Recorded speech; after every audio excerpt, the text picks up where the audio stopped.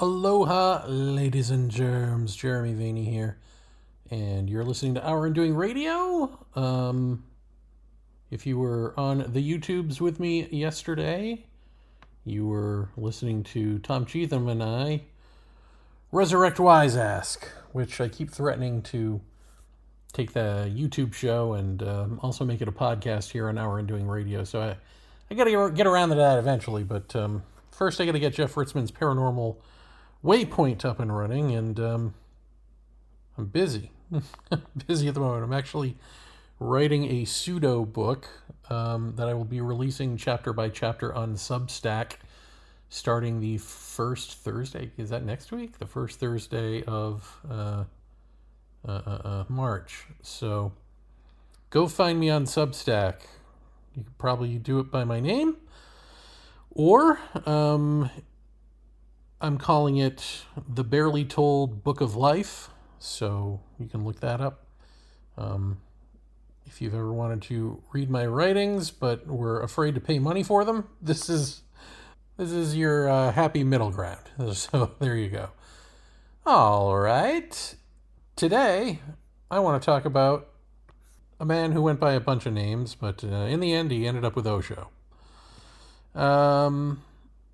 I want to talk about him because, of course, as you know, I'm reading The Serpent's Tail, Kundalini Yoga and the History of an Experience. The authors, I'm going to butcher, are Sravana Borkataki Varma and Anya Foxen.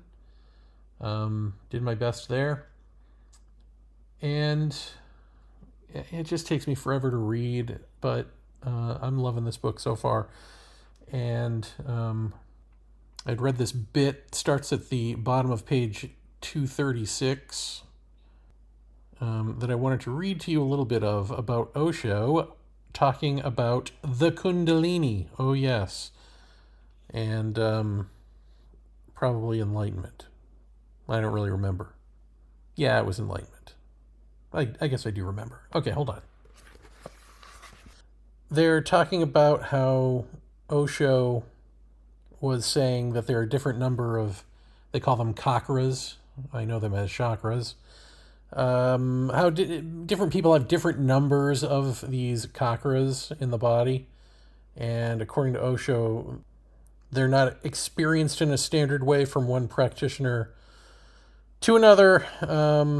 And so historical traditions will talk about different numbers of chakras, and for the same reason, I'm quoting here, this is the book, and for the same reason, it is best not to worry about tradition at all. According to Osho, quote, "No theoretical knowledge is helpful. When you have some theoretical knowledge, you begin to impose it on yourself. You begin to visualize things to be the way you have been taught, but they may not correspond to your individual situation. Then much confusion is created," end quote. They go on to say, this is the crux of Osho's argument and his chief claim to superiority over competing methods and teachers. Kundalini awakening is based on feeling rather than knowing. In fact, externally imposed, quote-unquote, theoretical knowledge can actually be harmful because it muddies and even disrupts the natural internal intuition that must guide any true engagement with Kundalini. Quote, "The more knowledge gained," Osho says, "the less the possibility of feeling the real, the authentic things." End quote. Instead, as the practitioner visualizes a theoretical experience, a constructed subtle body reality that may not correspond to their authentic individual reality, the mind will begin to produce an internal imaginary reality that will reify this externally imposed knowledge. But this will not be a true experience. Rather, it will be something more like a dream or an illusion. Quote, "The world that is without is illusory, but not so illusory as the one you can create inside," Osho explains. "All that is within is not necessarily real or true, because imagination is also within. Dreams are also within. The mind has a faculty, a very powerful faculty, to dream, to create illusions, to project, end quote. For the same reason, Osho explicitly insists that it is not helpful to think of the feeling of kundalini as a serpent, because the serpent is only a symbol, and such a symbol only has meaning to people who have direct and daily familiarity with serpents, which presumably most in the modern West do not. The key, once again, is to feel something. Then, quote, the symbol comes automatically, and the moment the symbol comes, the force is molded into that particular symbol, because you cannot feel an abstraction, end quote. And then they go on to say, so, you might feel kundalini as a snake, but the snake must come from inside you. And then they go on to describe what they're calling Osho's signature method, which is called dynamic meditation or chaotic meditation, which is a 5-step exercise involving rapid breathing and primal screaming and all kinds of stupid stuff. Ending in celebration. It's basically, hooting and hollering and then freezing and then celebrating. And all of this is meant to jog you out of your normal headspace and put you into another mind space, basically. With the ultimate goal being that you, quote unquote, wake up. That's my quote unquote. I'm just, I'm putting that there, the air quotes.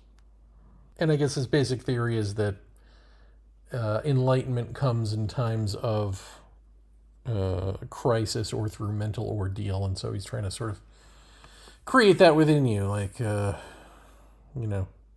way physicists are creating mini black holes on Earth. He's doing that with you, but different. So here's what he was right about. He was right about knowledge getting in the way, which can sometimes create a tulpa-like situation where the imaginal spills into the room, and I'll explain what I mean by that shortly. When he's saying that no theoretical knowledge is helpful, and that when you have some theoretical knowledge, you begin to impose it on yourself, that's it.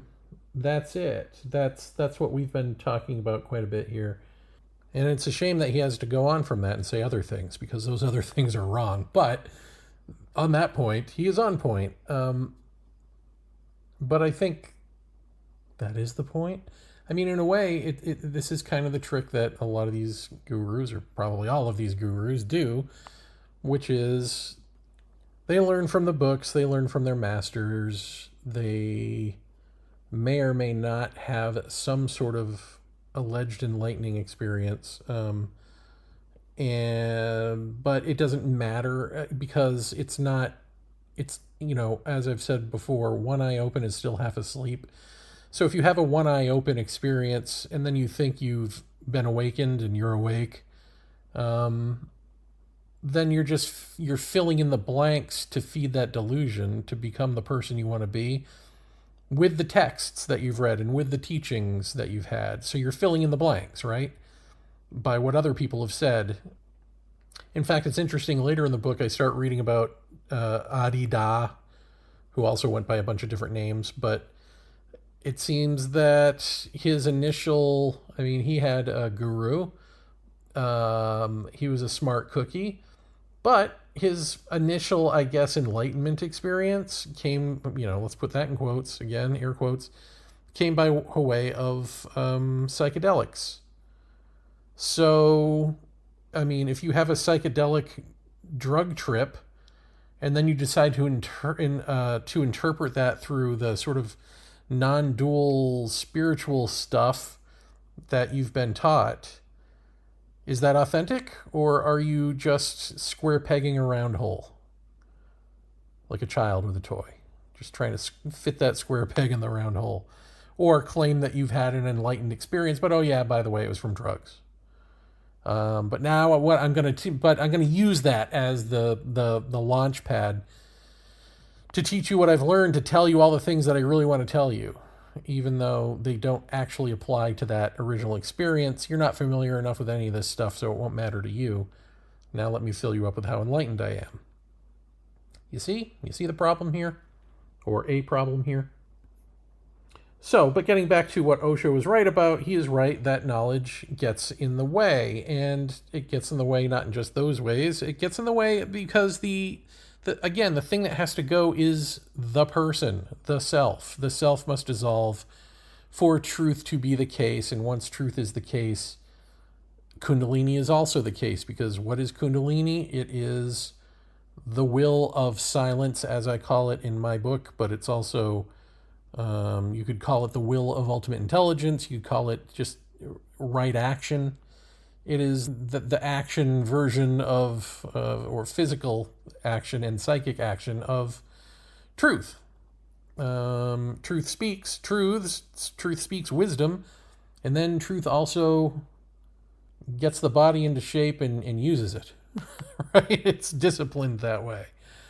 But the thing that gets in the way of that moment of no self in this context is knowledge of what other people have said no self is, or what you think it should be, what you feel it should be, gets in the way of the actual. It keeps you going. It keeps you there. It keeps self in existence.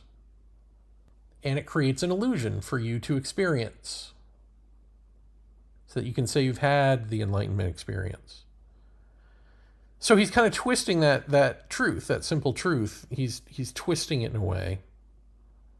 And one way he's twisting it is to say that it's based on kundalini awakenings, based on feeling and not knowing. So he's saying knowledge gets in the way. You got to kind of feel your way to it. And that's not true either. Neither of those things they're flip sides of the same coin. You're not seeking this out intuitively and through gut feelings either. So that's a non-starter. But admitting that knowledge gets in the way is a great way for you to not pay attention to traditions and just pay attention to Osho. Right? Because if everyone can find it everywhere else, why would you go to him? Nevertheless, the notion that knowledge gets in the way is true. Now, what I found really interesting too was this. Instead, when they say as the practitioner visualizes a theoretical experience, a constructed subtle body reality that may not correspond to their authentic individual reality, the mind will actually begin to produce an internal imaginary reality that will reify the externally imposed knowledge. But this will not be a true experience. Rather, it will be something more like a dream or an illusion, or a tulpa. I'll add that. So I think I've probably talked about this on this show, the neck mouse incident. So I'll just go over it really briefly, which is when I was living in Forest Hills in New York, I saw a mouse in my apartment and I went looking for it and I couldn't find it. And I was obsessing over it because I do not want a mouse in my apartment.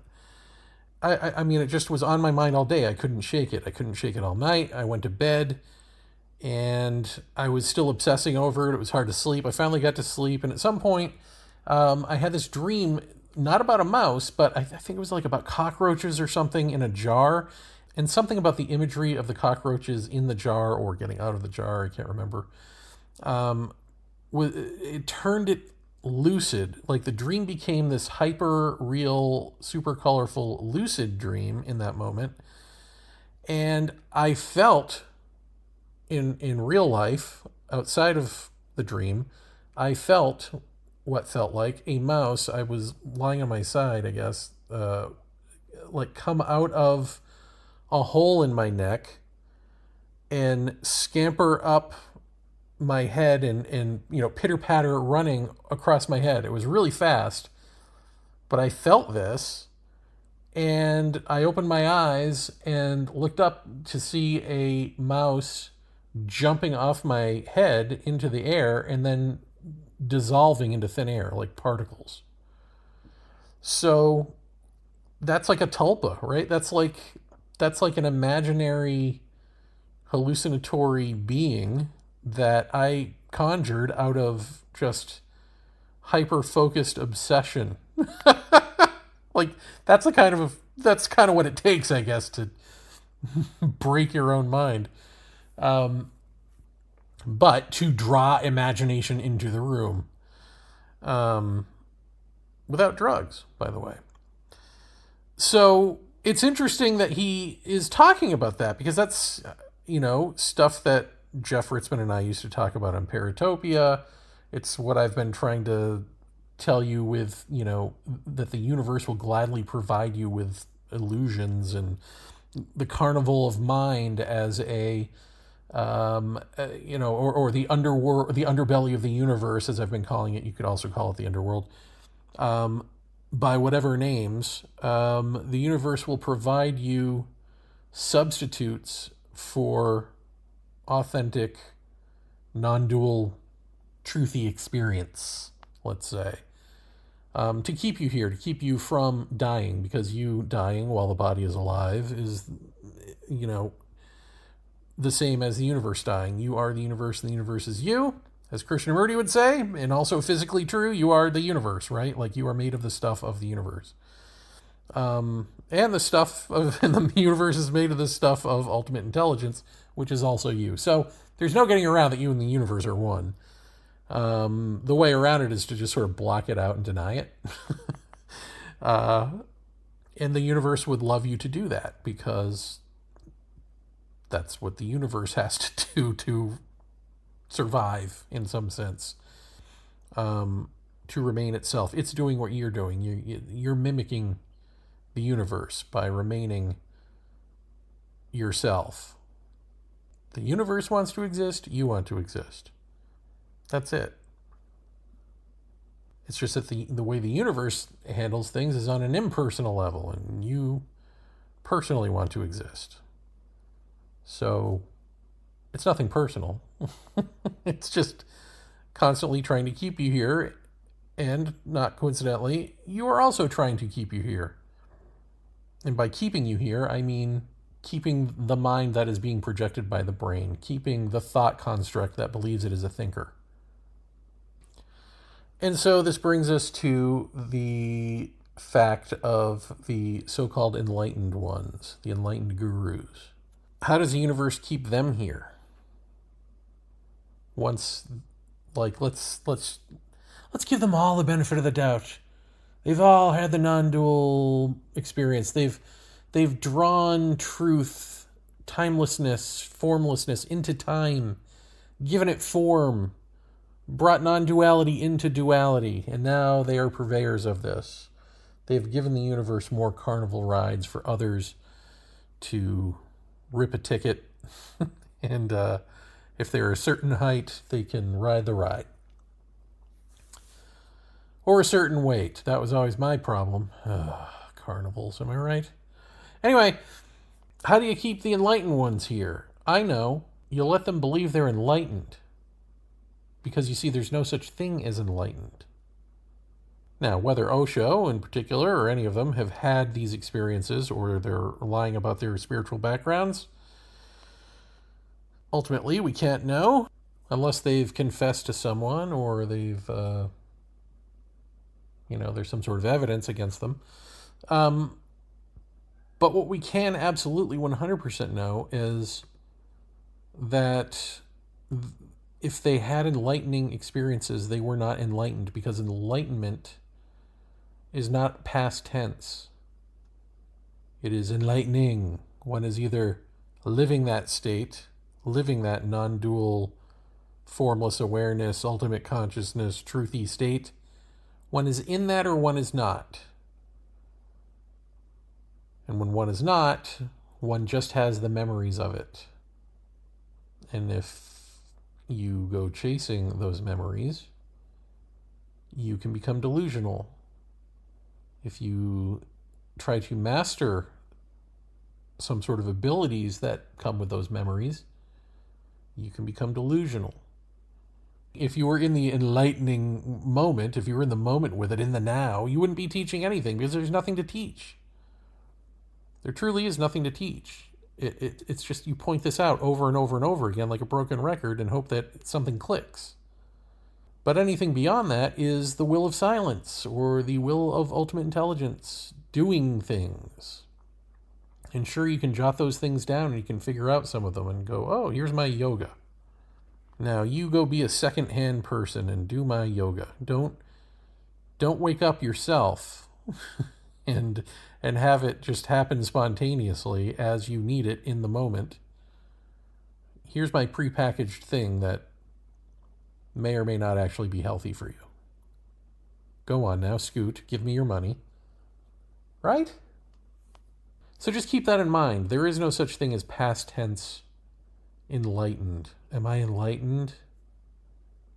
I don't know. I mean, if you know that there's no such thing as death and you feel no fear of death, great. But then talk to me in 5 years and tell me, because time has a way of degrading everything, bringing us back to death, bringing us back to nothing, really. But also doing that, the psychological version of that is bringing you back to a sense of self, a body projected self, which the body wants to live. And so here come the creeping fears again. Does that make sense? I hope that makes sense. Of course, if it doesn't make sense, I will just keep skipping like the broken record that I am until something clicks. It may take an eternity. Eventually something will click, right? You can't just be listening to this for entertainment purposes, right? Like you must want something out of this. But there's the problem. You want something out of this. So remember also that you have to want something out of this to be listening to it in the first place. And now you've come to the point where you've got to see that that wanting is the thing that's in the way. It's not knowledge given to you from tradition. It's not knowledge even necessarily given to you through me. But it is a suspicion that either I'm telling the truth or a suspicion that you can gain something from this. A suspicion that if you get it just right the way I've been telling you, if you crack the code, the safe will open. And there be the treasure. And the treasure is you. You suspect that. And so you create a situation in yourself where you want that now and you're going to get that in the future. Because you don't have that now, obviously, right? That's why you want it now. So you want it. And so you set up in your own mind, I'm going to figure this out. I'm going to keep listening to this guy. I'm going to get this in the future. So because you don't have it now, you're putting it off for the future, even though you're, you see what I'm saying? It's a weird thing. It's like the fact is you're not awake. But the situation you're putting yourself in is saying, I will be. And you think that you're working toward that, but actually you're procrastinating and trying to never get there. It doesn't feel that way. Nothing about it feels that way. But that is what you're doing. Wrestle with that. I think that is such a subtle thing that never gets articulated. But that's the whole problem. That's the ball game right there. Is that you feel, if you do, right? If you are taking this seriously and you're in it to win it, you feel like if you take me at my word, maybe you'll get it. And you want to, you know that you need to, but that's actually you remaining here by not just seeing all of this, by not just seeing that you are a projection of the brain, and that projection feels so alive that it wants to be alive. And so you translate very cunningly, even if you don't feel like you do, you are translating the idea of waking up right now into waking up later. The idea of the self, the brain, understanding this so deeply that the brain gives up the self, stops projecting the self into, I will be more later in the future. Because the seeker, this seeking thing is always about seeking more. We want more and more and more. And when you hear like that more and more and more isn't the way to go, even if you understand that, it's very difficult to not end up acting that way anyway. And because you get it intellectually, and you don't feel like you're acting that way because you get it, it's hard to see that you actually are. Kind of like, how it's hard to realize that you grew into your parents until someone points it out. Maybe you grew up hating your parents or some characteristics of them, and you're like, I'm never going to be like that. And then someone comes along and is like, you're kind of your dad. You're kind of your mom. And you're like, no, I'm not. No, I'm not. And then you're like, oh, wait. Oh, crap. Yeah. It's like that. It's a lot like that, actually. So, yeah. There is no such thing as being enlightened in the past tense, and there is no such thing as I will be enlightened in the future. There's only who are you right this moment. Begin there and end there. Just ask yourself that simple question. Who am I? I mean, that's as old as traditions, right? But ask it. And for the love of everything, do not answer it.